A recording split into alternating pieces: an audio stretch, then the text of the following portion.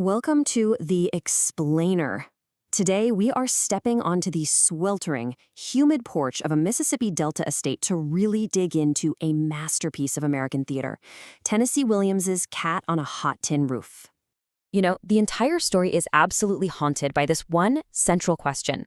It's a question that Tennessee Williams basically forces every single character, and us, the audience, to confront head-on. The entire play takes place over just one single, suffocatingly hot evening. A family get-together for the patriarch's birthday party turns into an all-out battleground for truth, and a whole lifetime of secrets just comes spilling out into the open. Okay, so to really understand the deep, deep fractures in this family, we have to meet the key players in this incredibly high-stakes emotional drama. First up, we have Margaret, or as she's famously known, Maggie the cat. And believe me, that nickname fits. She prowls around the stage with this restless, tense energy because she's desperately fighting for everything. For survival, for affection from her husband, and for her financial security in this very wealthy family. And then you've got her husband, Brick. He's this former football hero who's now just broken. He's drowning his despair in alcohol, he's totally withdrawn and emotionally numb, and he's haunted by the recent death of his best friend, Skipper, and this really ambiguous relationship that he absolutely refuses to confront. And then there's the larger-than-life patriarch, Big Daddy Pollitt. I mean, this guy is a self-made millionaire who rules over his massive 28,000-acre estate. But now, he's up against the one thing his money and power can't fix: his own mortality, and the tangled web of lies his own family has spun all around him. And this right here, this slide illustrates the central family divide perfectly. See, on one side, you've got Brick and Maggie, who are locked in this desperate, raw, emotional battle over love and truth. And on the other side, you've got Brick's brother Gooper and his wife May, who are basically circling like vultures, with their eyes fixed on one thing and one thing only: Big Daddy's inheritance. So all this tension is just simmering right below the surface. And it's all about to boil over during one single evening. The entire play is brilliantly structured around this one explosive family gathering. The plot unfolds with this really suffocating intensity over just a few hours. It kicks off with the fake smiles and forced pleasantries of the birthday party, but it quickly escalates as Maggie and Brick's frustrations boil over. Then it peaks when Big Daddy corners Brick for this incredibly raw, soul-bearing conversation. It all just builds and builds to this final, devastating revelation that completely shatters whatever fragile piece the family had left. So what's the point of all this conflict?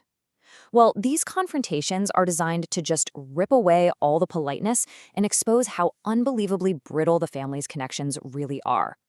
You realize every single relationship is built on a foundation of deception, and it's all just ready to crumble.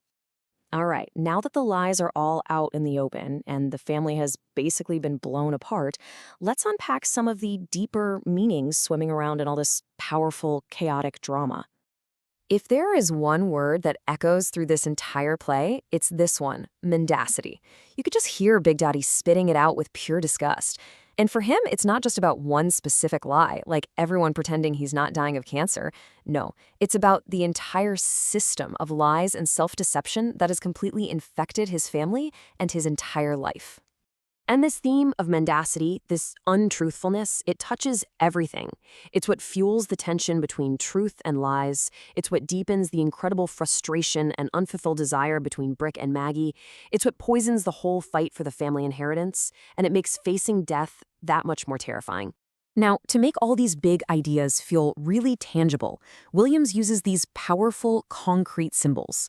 So Maggie's nickname, the cat, isn't just a cute name. It perfectly captures her clawing, desperate fight for survival. And Brick's constant drinking, that's not just a bad habit. It's the physical act of him trying to drown his own emotions. And the sprawling family estate itself comes to represent the suffocating weight of wealth and legacy.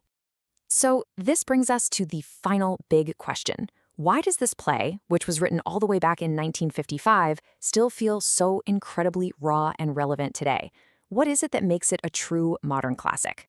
I think a huge reason it endures is because it masterfully blends this realistic, emotionally raw dialogue with situations that feel deeply personal, but also completely universal.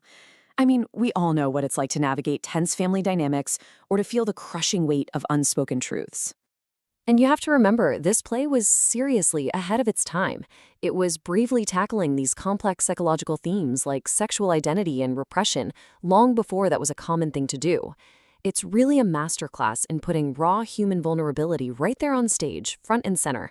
And let's be honest, that is something that will never go out of style. In the end, Cat on a Hot Tin Roof doesn't give us any easy answers. It doesn't wrap everything up in a neat little bow. Instead, it leaves us with this final, really provocative question that just kind of lingers long after the curtain falls. In a world that is so full of lies, both the ones we tell others and the ones we tell ourselves, how do any of us find or even define what is actually true?